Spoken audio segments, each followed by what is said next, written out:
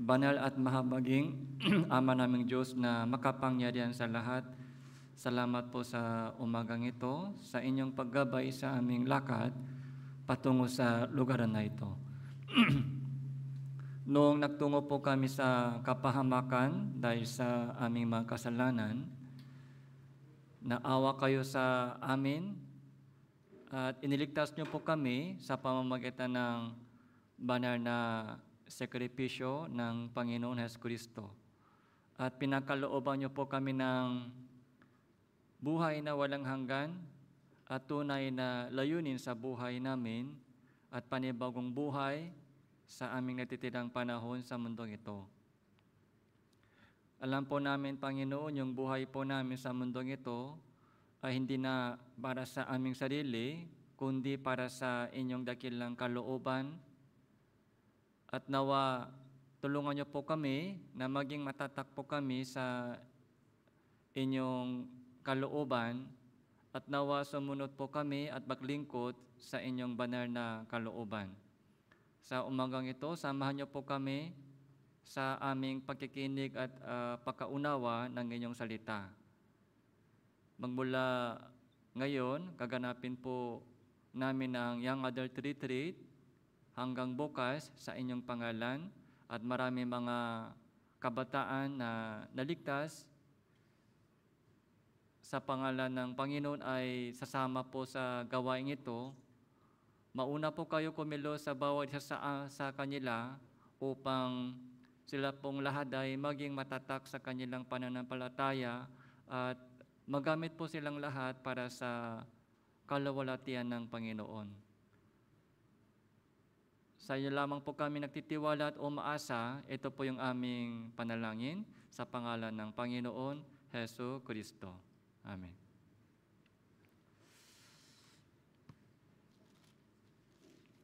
So, buksan po natin ating Biblia, Kolosas,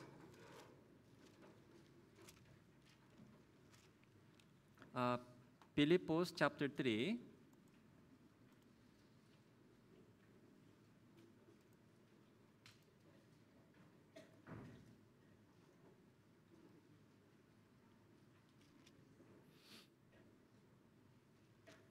So, Pilipos chapter 3,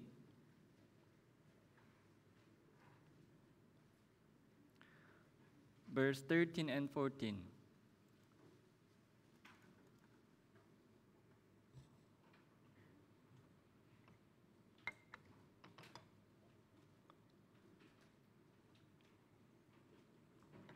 Pilipos chapter 3, verse 13 and 14. So, dalawang talata po, basahin po natin ng sabay-sabay, 3, 2, 1. Mga kapatid, hindi ko na inaaring naabot ko na, unit isang bagay ang ginagawa ko. Nalilimot ko ang mga bagay na nasa likuran at tinitungo ang mga bagay na hinaharap. Nagpapatuloy ako tungo sa mitiin para sa gantimpalang ng dakilang pagtawag ng Diyos kay Kristo Jesus.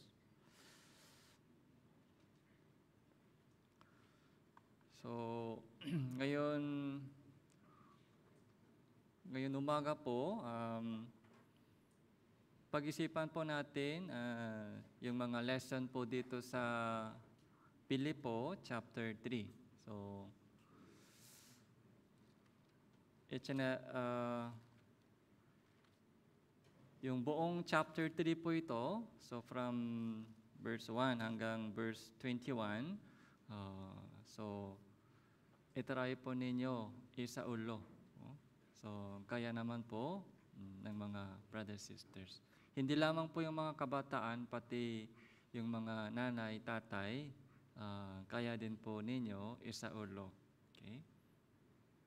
Ano po yung pinaka-best way, paraan, para sa memory verse? Mga repetition, paulit-ulit. Pag ipinapasok po sa ating utak, isang bagay po, pag paulit-ulit, ipasok po sa ating utak, yun ang magiging, yun ang pupunta sa memory, sa utak na permanent storage. Meron pong mga permanent storage ng memory. Meron pong mga temporary storage memory. Okay. So, habang mga paulit-ulit, so yung input, so yung laman po ay mapupunta sa permanent storage ng utak, okay, yung brain. Kaya hindi po yun mawawala. Kaya walang ibang paraan, mga repetition. So, dahil yung mga epistles po ni Apostle Pablo na isinulat po niya sa kulungan ay napakahalagang lesson para sa kaligtasan, lalo para sa mga Christian life natin. Maiksi lang po yung sulat po ni Apostle Pablo, pero napakagandang lesson ay nandoon. So dito po sa Philippians chapter 3, nakikita po natin kung paano maligtas isang tao, tapos ano ang dapat nating gawin bilang isang Kristiyano, tapos kung ano ang dapat nating hanapin o hintayin sa hinaharap. So, tawag po natin ito 3 stage of salvation. Kung nawala po kayo sa direksyon, minsan, nawawala po tayo sa direksyon sa ating pamumuhay Kristiyano. Saan ako? Saan ako papunta? Minsan yung direction lost, okay? Kaya naliligaw, okay? So yun po yung nangyayari sa ating Christian living, mga lost, okay? Parang naliligaw, okay? Nung bago lang po ako dito sa Philippines, madalas po ako naligaw dahil hindi ko kilala yung daan dito. Wala pang navigation noon, wala pang Google navigation, wala pang Google Map, wala pang Waze. Kaya takot po ako sa pagpunta sa city. Pag may lakad po ako city, takot po ako. Baka mahuli ako ng crocodile. Alam mo, maraming crocodile sa city. Kung naligaw ng konti, pag nakita nila na naliligaw ka, huhuli ka agad. Tapos kinukuha po nila yung license, ang laki ng mga penalty. Parang may trauma ako sa biyahe sa city. Nung bago pa lang. Pero ngayon, so okay lang kasi may Google Map, mga navigation, magandang navigation system, tapos Waze. Kaya yung bago lang, kahit first time ka pumupunta, so pwede makadating ng maayos. Pag naligaw ka sa landas, takot, di ba? So kung hindi mo alam kung nasaan ka, takot. Okay? Kahit sa physical na daan, natakot po tayo pag naliligaw tayo. Saan ito? Okay? Lost. Okay? Ganun din po sa ating buhay. Minsan, naliligaw rin po tayo sa buhay. So, kaya walang idea kung saan dapat pumunta. Okay? Naligaw, walang idea kung ano ang dapat kong gawin. So, kaya kung nawala po yung ganong mga idea, kung naligaw sa landas, sa buhay, so takot din, tapos parang nagiging panic.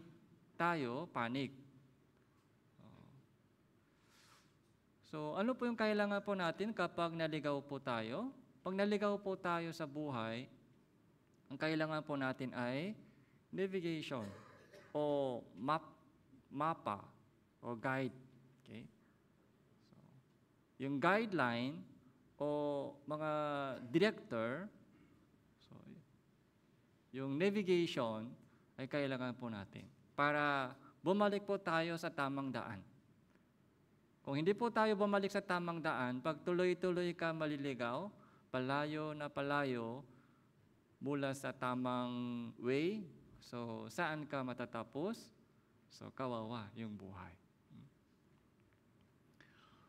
So buti nga po, meron po tayong Biblia. Ito po yung ito yung guideline.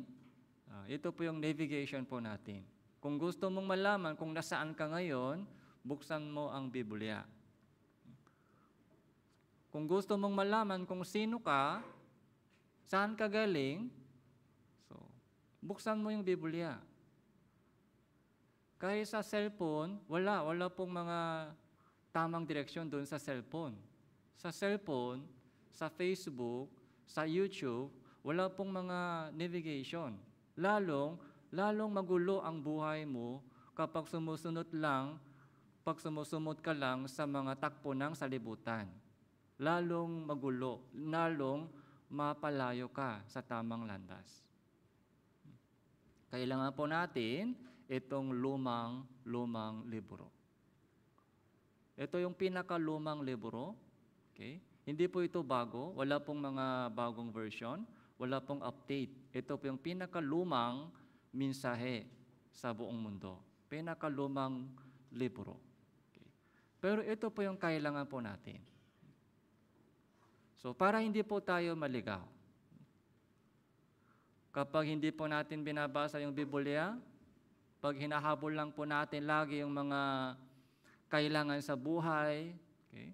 Anong kakainin ko bukas? Paano yung manghanap buhay ko bukas? So, paano yung gagaling ako sa sakit? Paano babayaran yung mga utang o mga tuition fee, yung mga kailangan natin bayaran? Kung yun lang lagi inisip, so, mawawala ka. Okay. Lost. Okay. Mawawala ka sa direksyon, tamang direksyon. Kaya kahit mga linggo, so ito po yung mga habang nakikinig po tayo ng salita ng Diyos, so doon po may correction po tayo sa ating mga tamang direksyon. Tapos mga recharging time po ito. Pero hindi dapat sa linggo lang. Dapat araw-araw, kailangan po natin buksan yung Biblia. Yung mga kapatiran, nagbabasa po ba tayo ng Biblia? O sa linggo lang? Kung sa linggo lang po, salamat pa din, pero kulang po. Kung sa linggo lang po, nagkikinig tayo ng sermon, kulang na kulang. Okay? Salamat pa din, pero kulang po yan. Kaya dapat, kailangan magbasa ng Biblia araw-araw. Okay? Kung hindi ako magbasa ng Biblia, hindi ako kakain. Kailangan po natin ganong resolution. Okay? Kumakain tayo, okay? Maraming mga 3 times a day, naramdaman po natin yung gutom sa katawan. Pero paano po yung mga gutom sa ating spirito? So, Philippians chapter 3, so nung pinagbubulay-bulayan ko po yung itong chapter 3, so nakikita ko po dito, kompleto na po ito para sa ating Christian living. Kung paano, salvation, tapos kung ano ang dapat natin patunguhan. Okay? So, una sa lahat,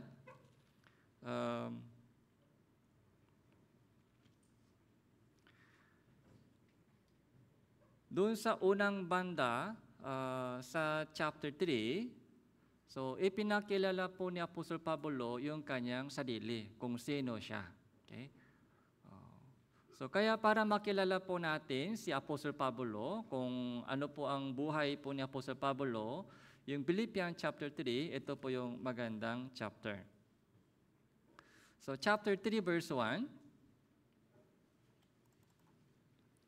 Kahuli-hulian mga kapatid ko, mag-alala kayo sa Panginoon, ang sumula sa iyo ng gayon din mga bagay ay hindi kalabisan sa akin, kundi para sa inyong ikaliligtas. So, sabi po niya, ang sumula sa inyo ng gayon din mga bagay, the same thing. So, the same message. So, sa lahat po ng mga sulat po ni Apostol Pablo, pati yung sulat ng ibang apostol, pati yung mga ebanghelyo, pati yung mga lumang tipan, lahat po ng mga mensahe sa buong Biblia ay same thing. Wala pong bago. The same thing. Yung katotohanan po ay hindi pabago-bago. Kaya, inulit po ni Apostol Pablo the same message paulit-ulit. So para mag-ugat sa ating puso yung pinakamahalagang mensahe. Verse 2, mag-ingat kayo sa mga aso. Mag-ingat kayo sa masasamang manggagawa. Mag-ingat kayo sa mga hindi totoong pagtutuli. Sapagkat tayo ang pagtutuli na sumasamba sa Diyos sa Espiritu at nagpapapuri kay Kristo Jesus at walang anumang pagtitiwala sa laman. Okay? Anong ibig sabihin? Mag-ingat kayo sa aso. Marami ba aso sa panahon po nila? Beware of dogs. Okay? Yung aso po dito, hindi po physical aso. Yung aso po dito ay tumutukoy sa mga tao. Okay? Yung aso dito. Hindi po physical na aso. Yung aso po, hindi po, pagsabi po nating aso, so maraming uri ng aso, di ba? Magmula sa mga cute na pet. So, tapos, mga daming uri ng mga aso ay inisip po natin. Pero yung aso po dito ay negative meaning. Mag-ingat kayo sa masasamang manggagawa. Mag-ingat kayo sa mga hindi totoong pagtutuli. So, ito po yung gusto po niyang banggitin. Sino po ito? Hindi totoong pagtutuli. Yung pagtutuli po dito, hindi rin po ito physical na pagtutuli. Okay.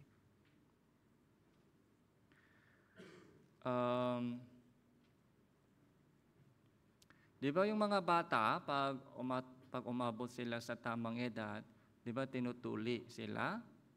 So, sa mga anong edad po ginagawa ng mga lalaki dito? So, nakita ko po sa mga clinic, sa natataas, so parang binatang gupit, nakita ko doon. Tapos may promo, 1,000 o 2,000 ganon. So, kailangan po physically. Pero yung meaning po dito ay spiritual meaning. Okay. Bakit sinabi ni Apostol Pablo, mag-ingat kayo sa mga hindi totoong pagtutuli? Verse 3, sapagkat kayo ang pagtutuli na sumasamba sa Diyos sa Espiritu at nagmamapuri kay Kristo Jesus at walang anumang pagtitiwala sa laman. Sino po yung mga hindi totoong pagtutuli? Yung mga hindi totoong pagtutuli ay yung mga nagtitiwala sa laman. Ibig sabihin, nagtitiwala sa sariling katuwiran. Nagtitiwala sa sariling pagsisikap. Nagtitiwala sa mga ritual na ceremony. nagyabang po sila, ay Hebreo kami, Israelita kami, kami ay pinili ng Diyos. Meron po silang pride ganon, yung mga Israelita, Hudyo. Okay? Yung mga Hudyo po, sa panahon po nila, meron po silang mga racial, mga pride. Meron po silang mga pride na sila daw ay pinili ng Diyos, sila daw yung mga God's chosen people. So, hinamak po nila yung ibang mga Gentile. Ano po yung pinaka-difference, ano po yung pinaka-remarkable mga difference sa kanilang appearance? Kung sino po yung Hudyo sa sino yung mga Gentile? Pagtutuli, yun po yung simbolo, parang simbolo sa pagitan sa kanila. Pagtutuli.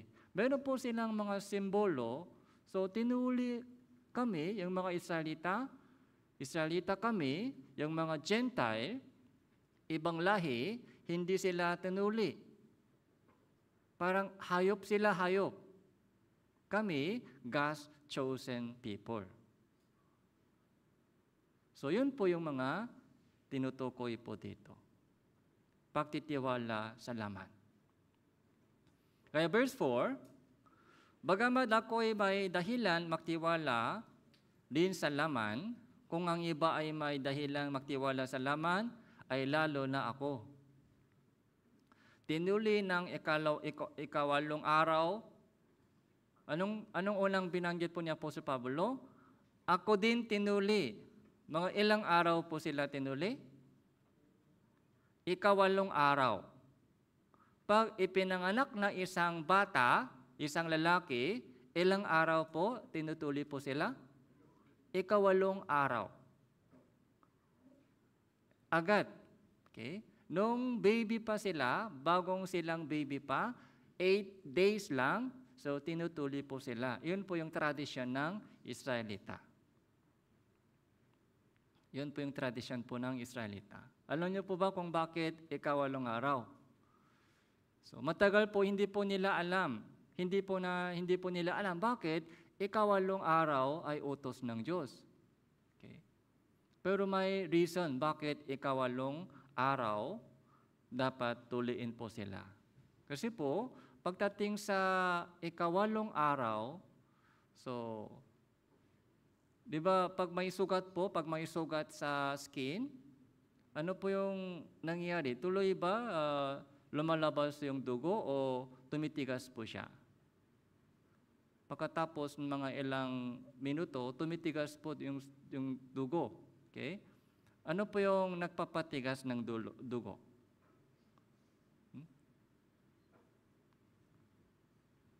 So, nakalimutan ko. So, kung hindi po tumitigas yung dugo, delikado po yan. Delikado. Kaya pag nakadenggi ka, anong sabi ng doktor? Anong bawal? Anong bawal? Anong food na pinagpabawal ng doktor pag nakadenggi ka? Pag nakadenggi ka, sinasabi ng doktor, ganito yung mga fruit pagkain bawal. Yung color. Yung colored food, bawal. Bakit colored food bawal? So, wala po kayong experience ng dengue? Yung kulay, yung pagkain may kulay, pinagpabawal ng doktor pag nakadenggi ka dahil kung kumakain ka ng pagkain na may kulay, mahirap mapansin kung lumalabas yung dugo o hindi. Dahil pag nakadenggi ka, so bumababa yung, nakalimutan ko? Red platelet? Platelet. Okay. Yun ang bumababa. Kaya, kapag yun ang bumababa, tuloy-tuloy, hindi tumitigil yung mga dugo. Tuloy-tuloy. Delikado. Pag ubos na yung dugo, anong mangyari? Patay.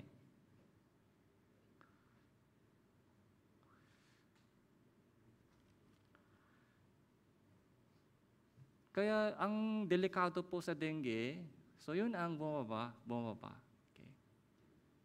Kaya pag may sugat ka, lalo sa loob, pag tuloy-tuloy, yung dumalo yung dugo, so lumalabas yung dugo, so delikado. Kaya pinagpabawal ng doktor yung pagkain na may kulay. Red, mga chocolate, mga kulay red, lalo malapit sa kulay ng dugo. So, ikalawang araw po, pagdating sa ikawalong araw, yung platelet, yun po yung pinaka sumasagana. Kaya sa panahon po nila, lumang tipan, so wala pong mga modern medical science, medical mga technology. Kaya, so, pag tuloy-tuloy po yung dugo, delikado, yung baby, alam ng Diyos kung kailan po yung pinaka mataas yung platelet para mas madali tumigas yung dugo. Mas madali huminto yung pagdaloy ng dugo. Okay. Yun po yung ikawalong araw. Na patunayan po ito sa medical science. Kaya nagtaka po yung mga doktor, paano nalaman sa Biblia, paano nalaman ng Diyos na paano nakasulat sa Biblia na ikawalong araw ay tamang-tamang panahon para sa pagtutuli ng bata. Nagulat po yung mga doctors. So anyway, yun po yung tradition po sa Israelita. Lahat po ng mga lalaki dapat dumaan sa pagtutuli sa ikawalong araw. Kaya si Apostle Pablo, so Hudyo po siya, kaya tinuli rin po siya. Sabi niya, tinuli ng ikawalong araw. Mula sa lahi ng Israel, mula sa lipi ni Benjamin, isang Hebreo na isinilang na Hebreo tungkol sa kautusan, Pariseo ako. Sabi po ni Apostle Pablo, kung yung ibang tao ay meron pong mga ipakatiwala, ako, lalong marami. Mas marami ako, hindi ako talo sa kanila. Kapag yung mga magandang bagay, yung magandang background o katalinuan, yung mga educational achievement, yung mga good career sa buhay, kung yun ang pinag-usapan, hindi ako talo kanino man. Israel din ako, Hebreo din ako. Okay? Hebreo na isinilang na Hebreo. Tungkol sa kautusan, Pariseo, anong ibig sabihin? Pariseo, sino po sila? Sila po yung mga teacher. Pariseo po ay sobrang yung stricto sa pagtupat ng mga kautusan sa lumang tipan, Pariseo. Kaya yung mga Pariseo, eskriba, sinaway sila ni Jesucristo. Okay? Kayo ay bulak na taga-akay, kayo ay pinaputing libingan. Kasi po sa appearance po, maganda po yung kanilang mga paglilingkod sa Panginoon. Meron po silang panlabas na anyo na maglingkod sa Panginoon. Verse 6 po. Basahin po natin ito ng sabay-sabay. 3, 2, 1. Tungkol sa sigasig ay taga-usik ng iglesia. Ayon sa katuwirang nasa kautusan, walang kapintasan.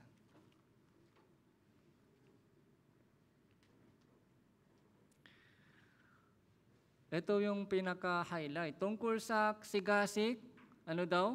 Taga-usik ng iglesia. So, taga-usik ng iglesia, bakit sigasig ito? Anong kinalaman ito sa sigasig? Taga-usik ng iglesia. Ayon sa katuwiran na sa kautusan, wala akong kapintasan. sobrang mataas yung puso. Okay. Pero hindi po ito binanggit po ni Apostol Pablo para maging mayabang siya. Para makaroon po ng contrast. Para may idea po yung mga ibang tao kung ano po yung background ni Apostol Pablo. Kung background po yung pinag-usapan, si Apostol Pablo, hindi po siya talo kanino man sa mga Israelita. Okay. Parang mga top 1 siya sa mga pinaka-best school. Okay. Pagdating sa kautusan, katuwiran, perfecto siya, walang kulang, walang kapintasan. Pariseo ng mga Pariseo, Hebreo sa mga Hebreo. Okay? Pinaka-number 1 siya tungkol sa ganung mga achievement or background o katuwiran. Walang kulang.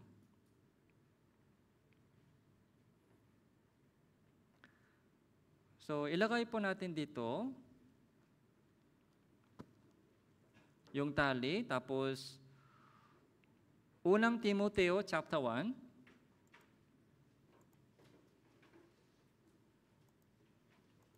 Unang Timoteo chapter 1,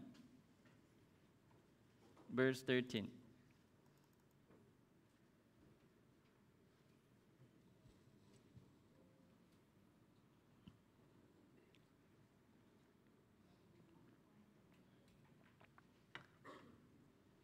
Ito din po yung testimony ni Apostol Pablo.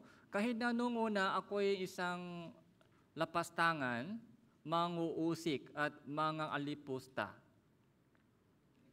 Ganun may kinahabagan ako sapagkat sa kamangmangan ay ginawa ko yun sa kawalan ng pananampalataya.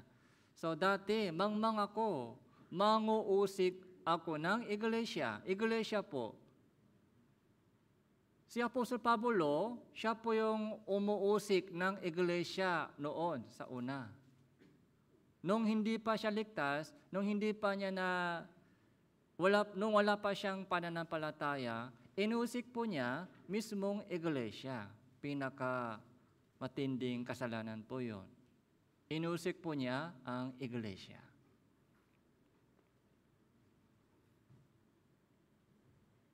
Ano po yung iglesia? Iglesia po ay body of Christ. Okay.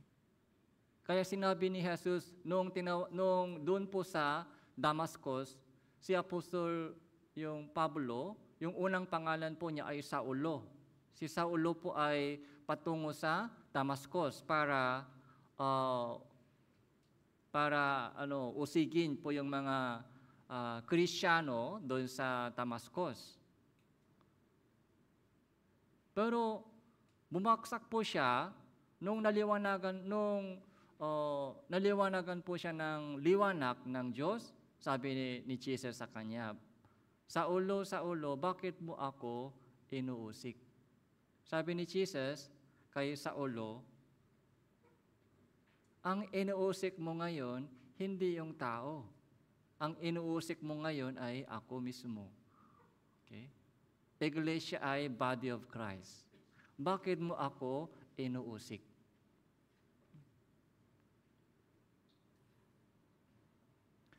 Kaya doon po nakilala, doon po nalaman kung anong kasalanan ginawa niya.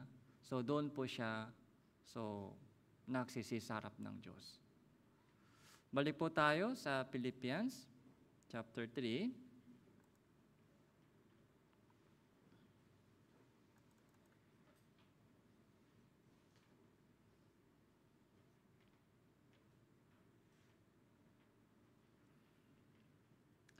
Ang aso, ulitin po natin ito, yung aso, yung spiritual meaning, sila po yung mga hindi totoong pagtutuli. Pero tinuli po sila sa laman. Tinuli po sila sa laman, yung mga Israelita, kaya hinamak po nila ibang mga hentil na hindi pa tinuli. Pero sabi po ni Apostol Pablo, yung mga Israelita ay hindi totoong pagtutuli. Meron po silang tuli sa laman, pero yung kanilang puso, yung kanilang teenga ay hindi pa tinuli. Hindi pa sila naliwanagan tungkol sa katotohanan. So, matigas yung ulo, okay. Matigas yung puso, ayaw nila maniwala sa katotohanan, ayaw nila sumunod sa katotohanan. Verse 7 po,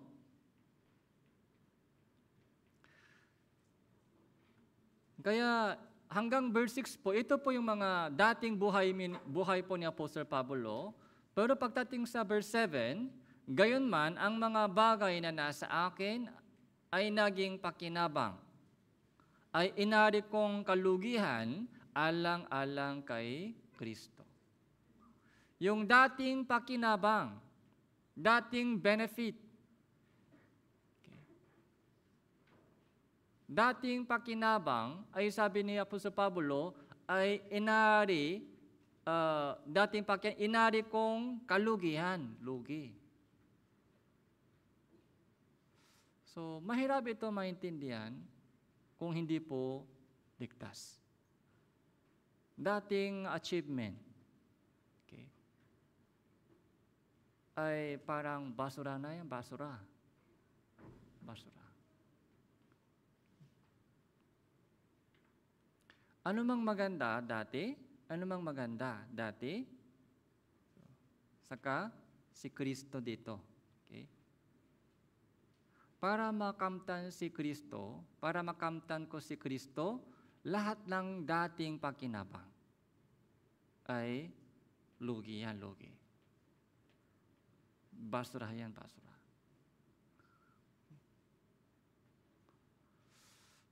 Halimbawa, kayamanan. Kayamanan si Kristo. Ano po ang pipiliin po ninyo? Kayamanan saka si Kristo. Ano ang pipiliin po natin? Kayamanan saka si Kristo. Si Kristo. Yung kayamanan. Pera. Magandang trabaho. Pwede iwanan natin para makamtan si Kristo. Okay. Sabi po ni Apostol Pablo, yung kayamanan, magandang hanapbuhay, yung mga maginhawang buhay. Yun po yung pangarap ng ibang tao. Yung kayamanan. Sabi niya, lugi yan, lugi. Hindi yan blessing. Alam mo ba, kung gaano kadaming mga mayamang tao ay malayo sa pananampalataya dahil sa kanilang pera, yung pera po ay sumpa po yan, sumpa.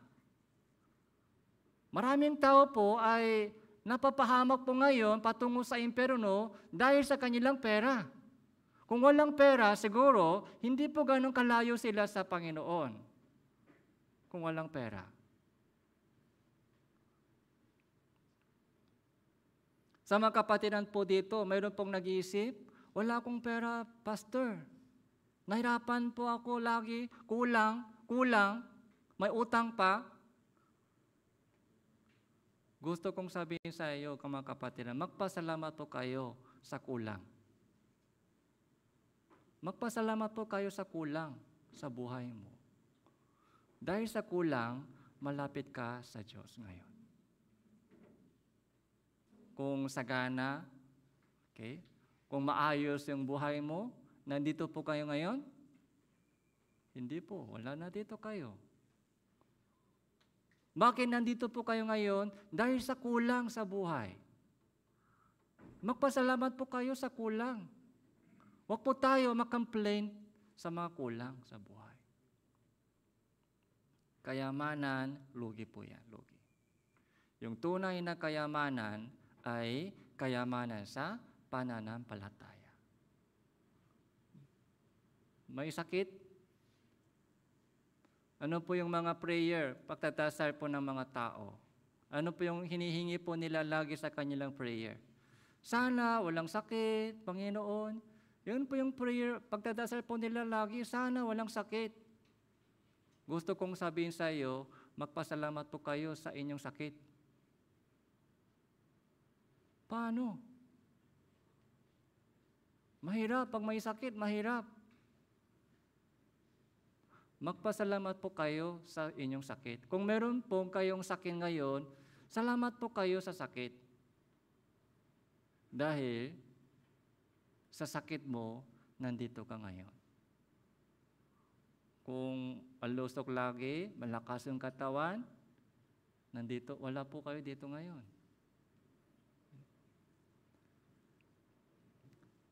So,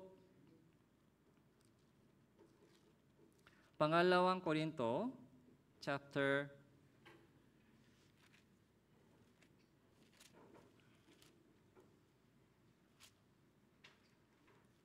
8,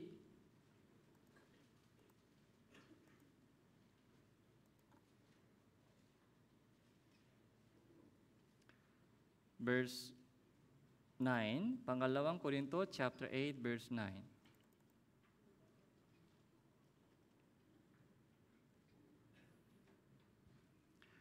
Sapagkat nalalaman ninyo ang biyaya ng ating Panginoong Hesukristo na bagamat siya ay mayaman, subalit alang-alang sa inyo ay naging dukha, upang sa pamamagitan ng kanyang kadukhaan ay magiging mayaman kayo.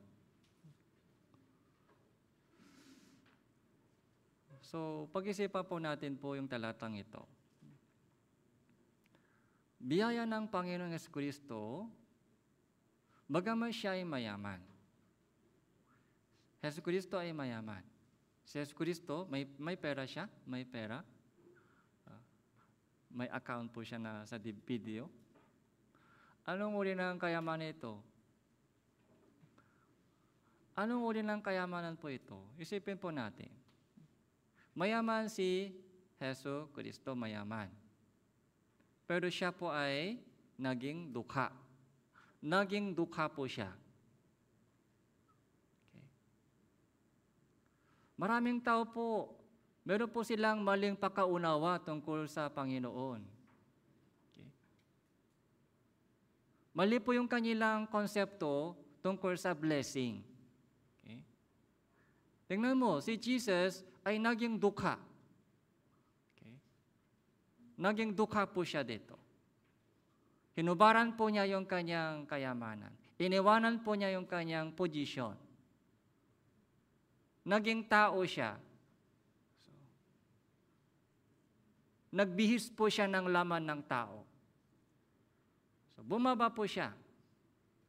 Naging dukha siya upang sa pamamagitan ng kanyang kadukhaan upang maging mayaman tayo. Anong uri ng kayamanan po ito? Ito po ba kayamanan sa pera? Hindi po. Kung ganun po yung mga inisip o inaasan mo sa Panginoon, so alisin po natin yan tungkol sa konsepto ng kayamanan.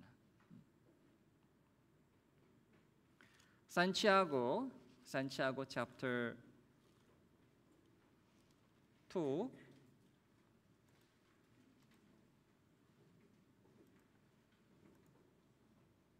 verse 5.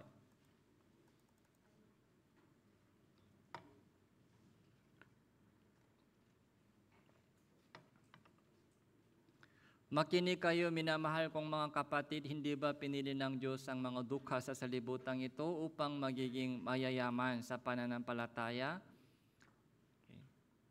At mga tagapagmana ng kaharian ng kanyang ipinako sa mga nagmamahal sa kanya? So, pinili ng Diyos yung mga dukha sa salibutang ito upang maging mayayaman. Saan po? Saan po mayayaman? Mayayaman sa pananampalataya. Anong ibig sabihin pananampalataya? Kung mas malapit ka sa Panginoon, kung kilala mo si Jesus, kung mas malapit ka sa Diyos, yun po ang blessing. Kung kilala mo si Jesus, kung sino siya, kung paano siya kumikilo sa buhay mo, kung paano ka tinutulungan ng Diyos, Kung paano ka ginagabayan ng Diyos, kung kilala mo si God, kung kilala mo si Jesus, mayaman ka. Pero konti lang po. Konti lang mayaman sa pananampalataya. Mas maraming tao po ay gusto po nilang maging mayaman sa pera. Okay. Pagdating sa kayamanan sa pananampalataya, walang pakialam. Hindi po nila hinahanap. Hindi po nila hinahanap yung kayamanan sa pananampalataya. Yun po yung tunay na kayamanan na dapat hanapin natin. Kayamanan sa pananampalataya. Okay.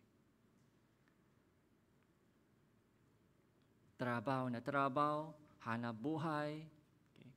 Kung walang trabaho, walang pagkain, tama po. Kailangan po natin magtrabaho para makaroon po tayo ng panggasto sa buhay. Okay. Para makaroon po ng panggasto sa buhay. Katawan po yan, para sa katawan. Para sa katawan. Pero para sa ating spirito, para sa ating spirito, para lumago po tayo sa pagkakilala sa Panginoon. Mayaman ba tayo o dukha po tayo? Pag yung picturean po tayo ngayon, pag pinipicturean po tayo ngayon, kamusta po ba yung ating kalagayan ng spirito? Yung katawan, maganda, gwapo yung ating katawan ngayon. Pero yung ating spirito po, okay, kamusta po ba? Baka payat. Okay. Baka payat, hindi kumakain ng spirito na pagkain. Baka mabango dahil hindi naliligo sa words of God. Okay. Baka magulo yung buhok. Yung buhok po natin dito maayos dahil bago umalis po kayo sa bahay, inaayos natin yung ating hitsura. Pero yung ating spirito po, sana meron po tayong mata ng pananampalataya. Para makakita po tayo kung ano po ang mas mahalaga, kung ano po ang pakilos ng Diyos.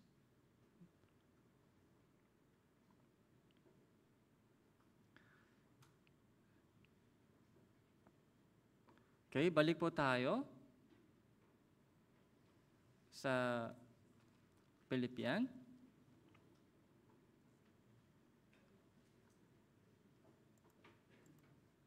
Chapter 3.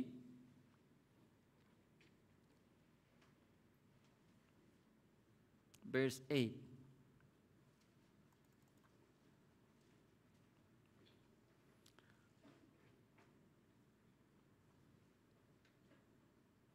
Higit pa roon. Okay? Sabi po dun sa 7, yung mga bagay na dating pakinabang ay inari kong kalugihan. Alang-alang kay Kristo. Si Kristo, kung yung pagkakilala ko kay Kristo, yung pananampalataya ko kay Kristo, yung paglilingkod kay Kristo, yun ang pinakamahalaga. Yung ibang bagay, lugi. Hindi na mahalaga sa akin. Ito po yung testimony po ni Apostol Pablo. Kamusta po kayo? Ano po yung mahalaga sa iyong buhay? So, ligtas na tayo. Ligtas na po tayo. Ano pa po ang mahalaga sa inyong buhay? Yung mga dating pangarap? Yung pag-aaral mo, yun ang mahalaga, yung pag-aaral? O mga trabaho, hanap buhay, yun pa din mahalaga sa buhay mo? Yung pag-aaral, yun pa din mahalaga sa buhay mo? Yung pamilya, mahalaga po yung pamilya.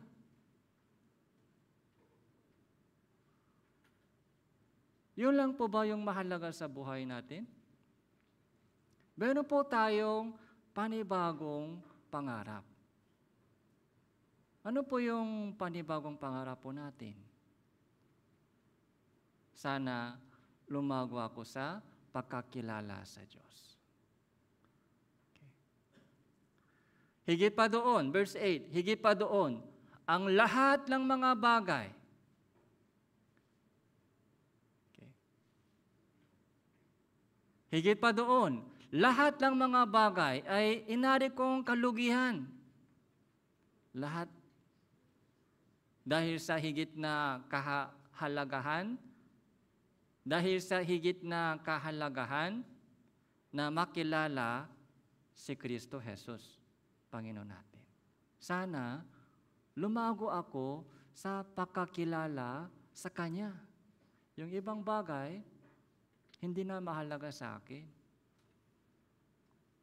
Dating bagay, dati yan. Naliwanagan na, nabuksan na yung ating mata ng ating puso. Hindi na tayo bulak. Dati, bulak pa yung ating mata, bulak tayo sa makalangin na bagay. Malinaw yung ating mata sa makalupang bagay. Dati po yan, pero ngayon, hindi na tayo bulak sa makalangin na bagay. Malinaw na nakikita po natin kung ano ang inihanda ng Diyos sa langit para sa akin, kung ano ang mangyayari sa itong mundo, darating sa mundong ito, kung ano po ang mananatili magpakailanman, alam na natin kung ano po ang mapapahamak sa mundong ito. Alam natin kung ano po yung mga temporaryong bagay, kung ano po yung mananatili magpakailanman. May idea na po tayo, may idea na. Ano pa mahalaga sa inyo? Ano pa? Higit pa doon, lahat ng mga bagay ay hindi na mahalaga sa akin dahil mas mahalaga sa akin ay paglago sa pagkakilala kay Kristo Jesus. Alang-alang sa Kanya, tiniis ko ang kalugihan ng lahat ng mga bagay at inari kong basuralaman upang makamit ko si Kristo. Upang makamit ko si Hesus Kristo. Si Hesus Kristo lamang po pinakamahalaga sa akin. Kung si Kristo ay mahalaga sa akin, ano po yung gagawin po natin? Kalooban niya ay gagawin ko. Hindi na yung kalooban ko. Kung si Kristo ay mahalaga sa akin, ang buhay ko magmula ngayon ay hindi na para sa aking sariling kalooban, kundi para sa kalooban ng Panginoon. Kung gusto niya, gagawin ko. Kung ayaw niya, hindi ko gagawin.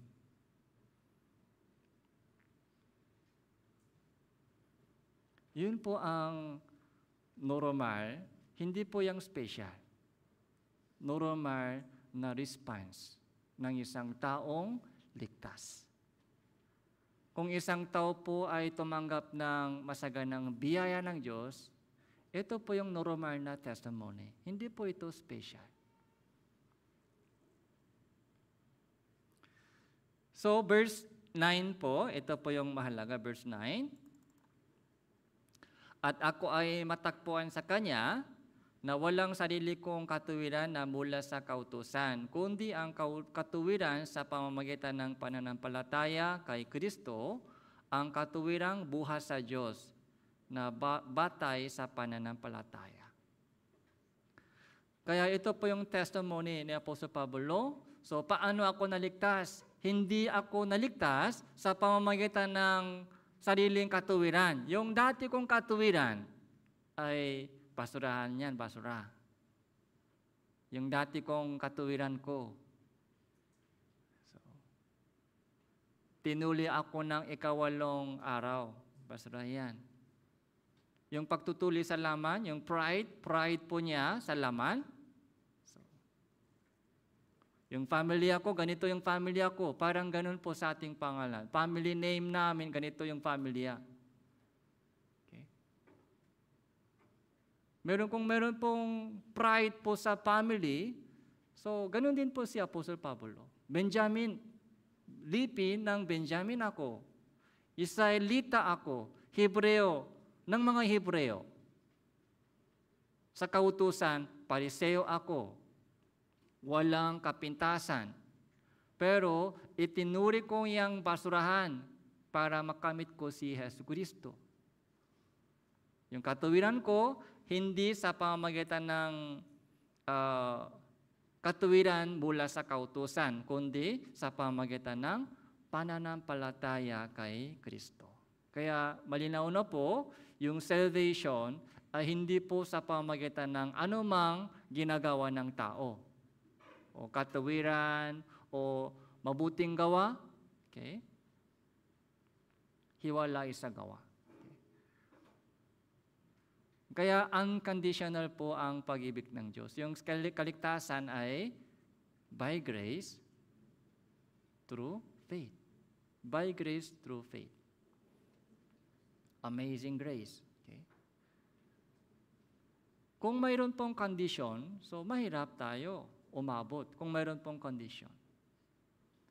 Yung kaligtasan po ay para sa lahat ng tao, para sa lahat ng panahon. Kaya yung biyaya,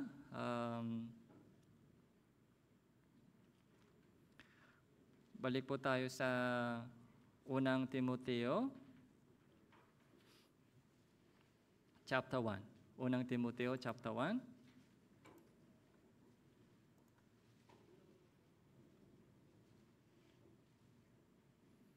Verse 13.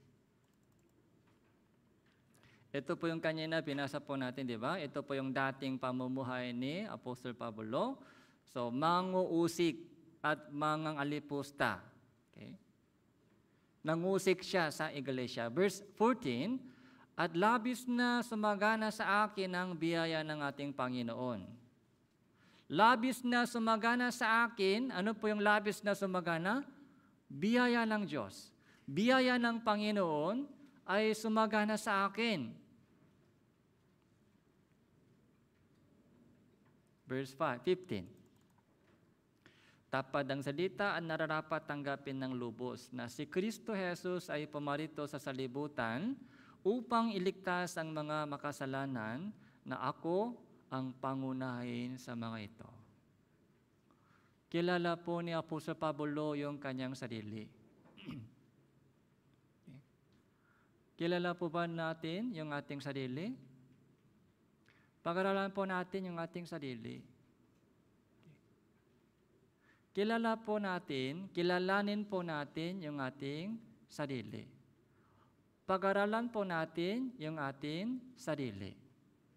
Yun po yung pinaka-kailangan pag-aaral.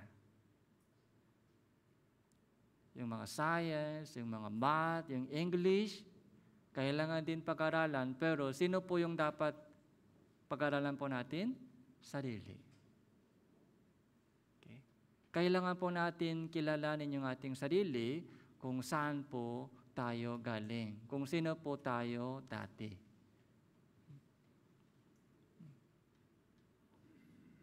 Self-reflection. Pagkulang po tayo sa pag-aaral ng ating sarili, ano po yung mangyayari? Pagkulang po tayo sa ating pag-aaral ng sarili. Okay? Akala po natin, medyo okay na ako. Konti lang yung kasalanan ko, konti lang yung mali ko. Grabe yung ginawa niya sa akin. Ganun po yung mangyayari. Kulang po yung pag-aaral mo sa sarili. Self-reflection. Ito po yung napakahalaga po sa ating Christian living. Kung kamusta ako sa harap ng Diyos. Huwag natin makalimutan yung ating kalagayan sa harap ng Diyos. Bago humatol po tayo sa iba, bago maghusga po tayo sa iba, sarili muna i-check natin. Kung kamusta ako sa harap ng Diyos. Kung kamusta ba ako. Kung ganun po, ganito po yung testimony ni Apostol Pablo. Ako ang pangunahin sa mga makasalanan. Pinaka-worst ako, pinaka-worst. Worst case ako, pinaka-matinding makasalanan ako sa mga tao. Hindi ako karapat-dapat sa langit. Parang ganun po yung meaning. Hindi ako nararapat sa langit. Hindi ako nararapat tanggapin ang biyaya ng Diyos. Ano po sabi ni Apostol Pablo? Ako ay hindi karapat-dapat tawagin apostol, sabi niya. Ako ang mas maliit kaysa pinaka-maliit na kapatid. Napakaganda po yung kanyang pagkakilala ng sarili.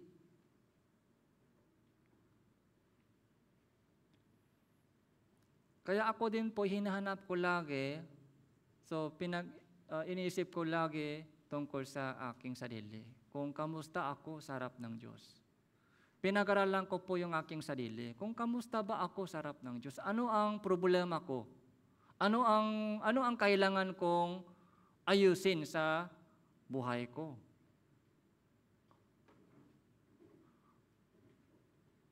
Kung ganun po, magiging ganito po yung ating testimony. Sa mga ako ang pangunahin sa mga ito. Verse 16, Unit, dahil dito, nakatanggap ako ng habak upang sa akin na pangunahin ay may pahayag ni Jesucristo ang kanyang saktar na pagtitiis. Bilang halimbawa sa mga sasampalataya sa Kanya tungo sa buhay na walang hanggan.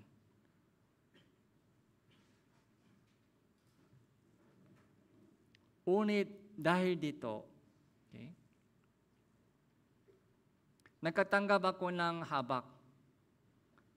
Ano po yung habak? Mercy. Mercy. Okay.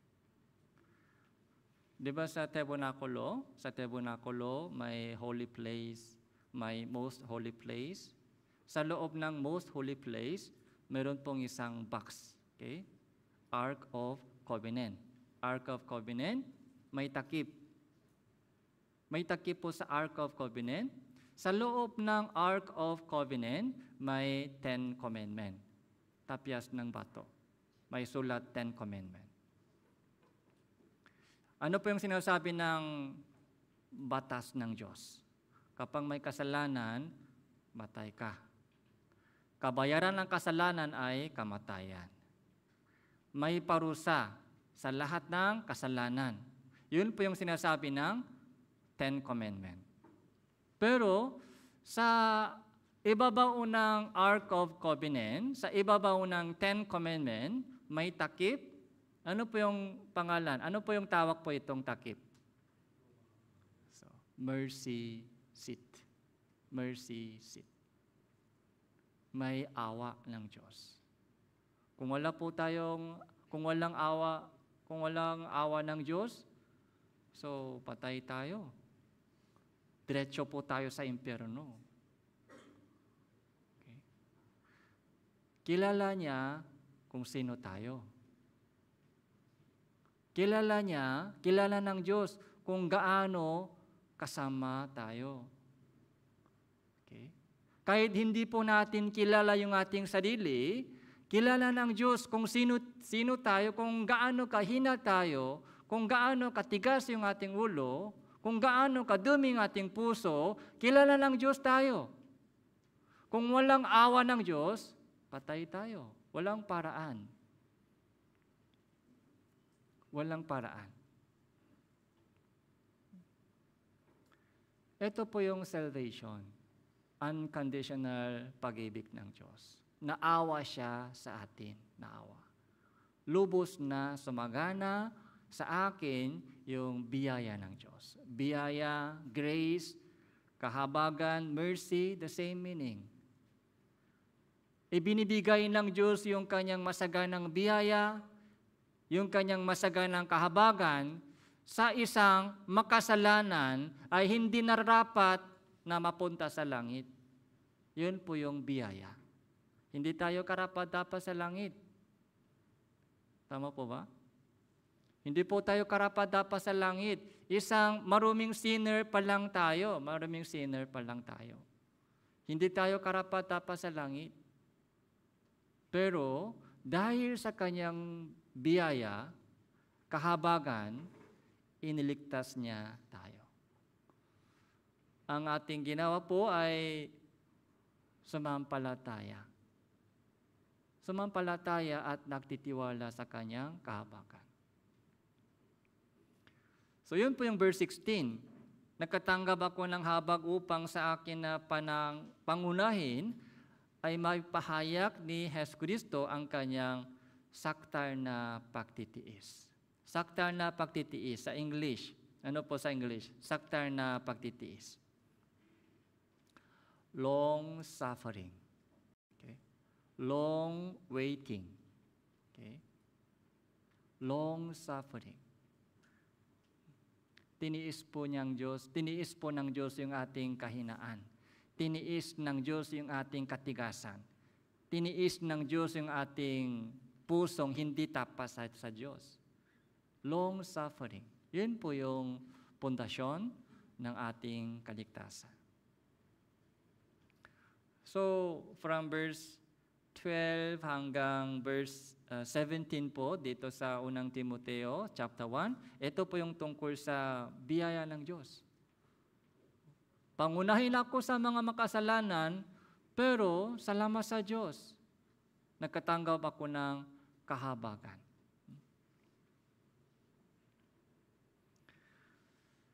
So, balik po tayo sa Philippians chapter 3.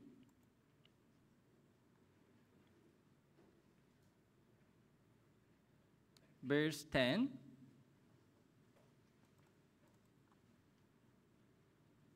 Verse 10.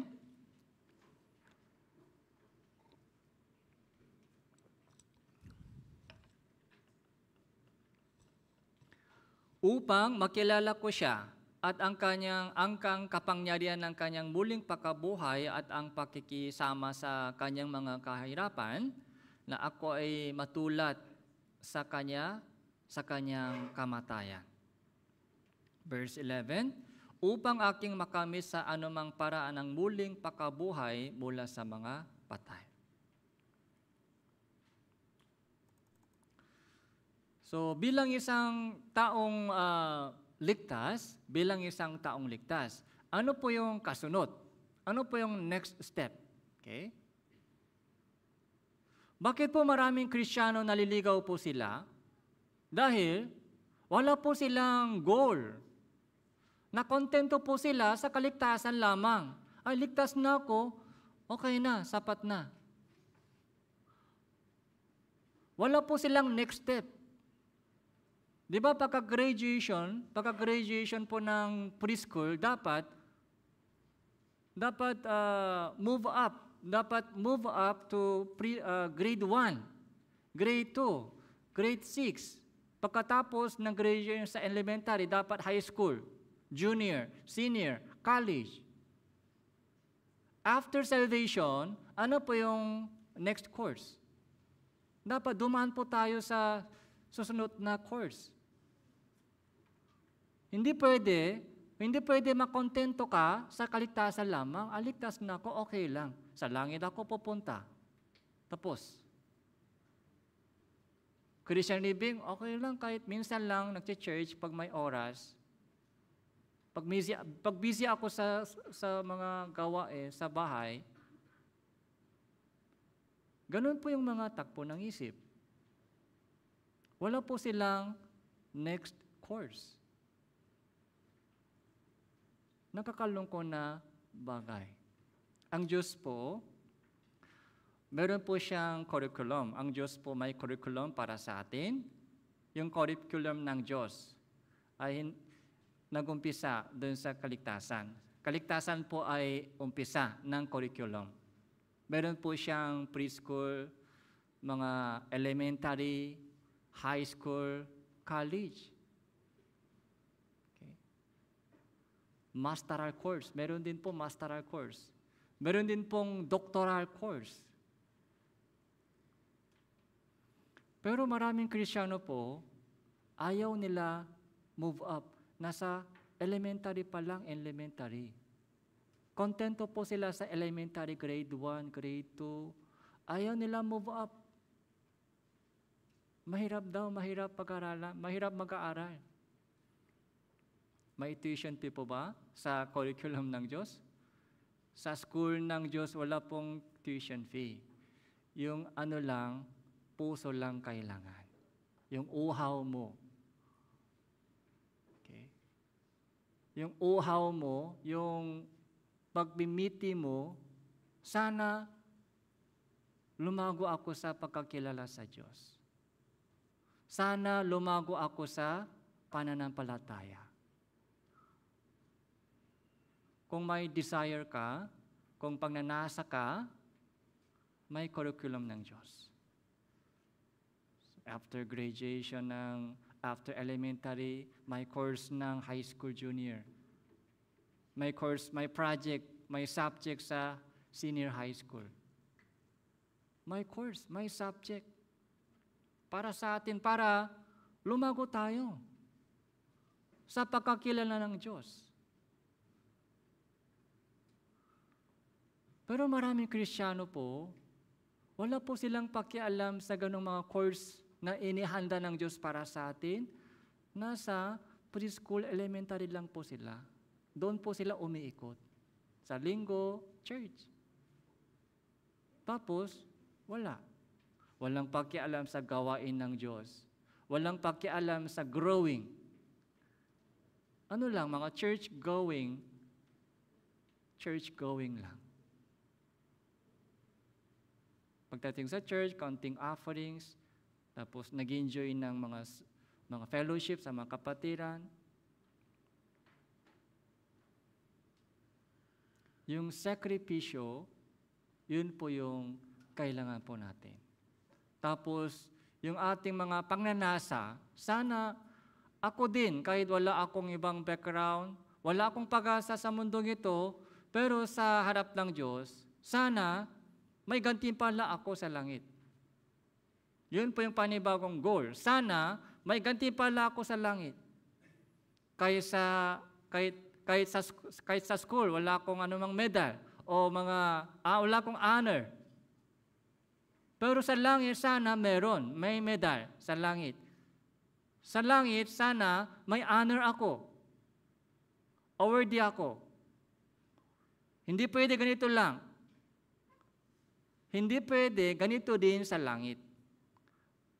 Sana meron po tayong ganong mga pagnanasa, prayer.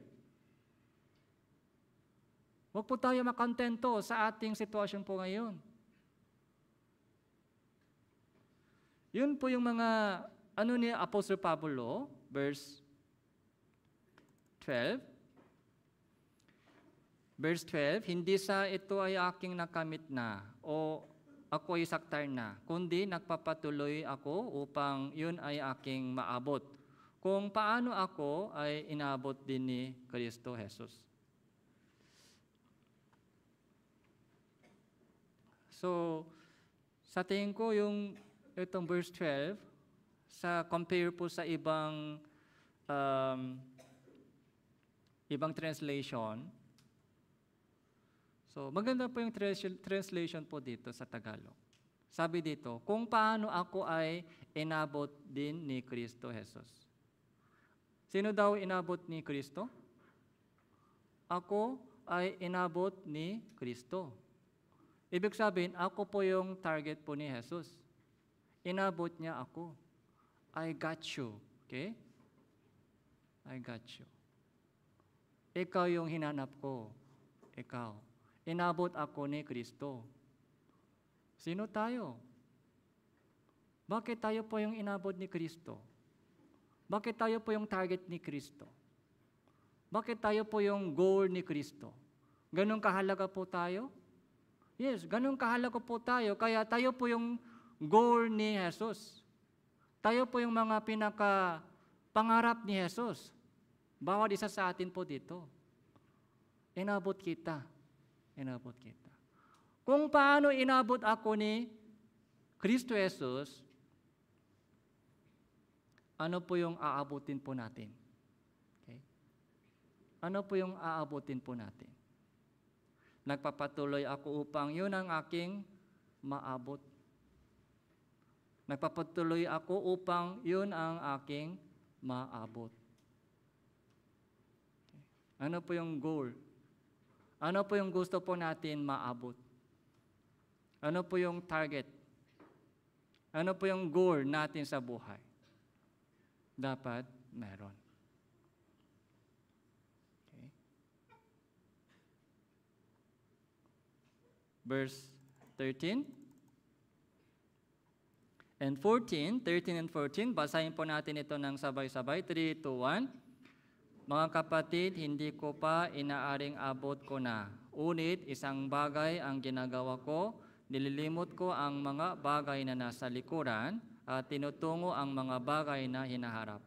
Nagpapatuloy ako tungo sa bitiin para sa gantimpala ng dakilang pagtawag ng Diyos kay Kristo Jesus.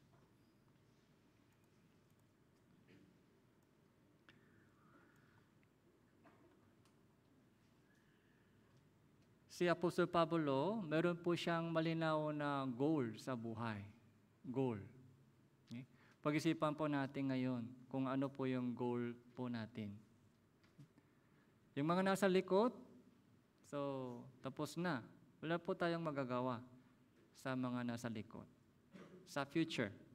Yun po yung tanong po ng Diyos sa ating bawat isa sa atin. Yun po yung tanong po ng Diyos. Saan gugugulin mo ang inyong oras? Para saan gugugulin mo ang inyong buhay? Mabubuhay tayo. So, may budget po tayo ng oras.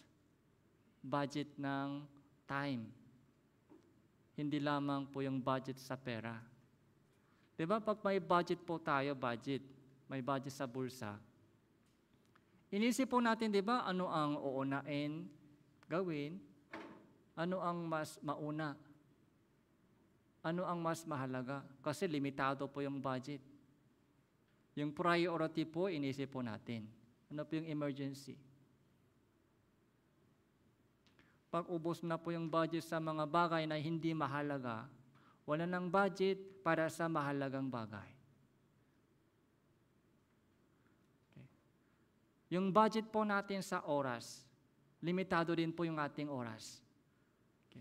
Saan po ba gagamitin po yung ating oras? Kung sinasayang po natin yung ating oras sa mga bagay na hindi mahalaga. Okay. Ubus na yung oras. Wala po tayong oras para sa kalooban ng Diyos. So,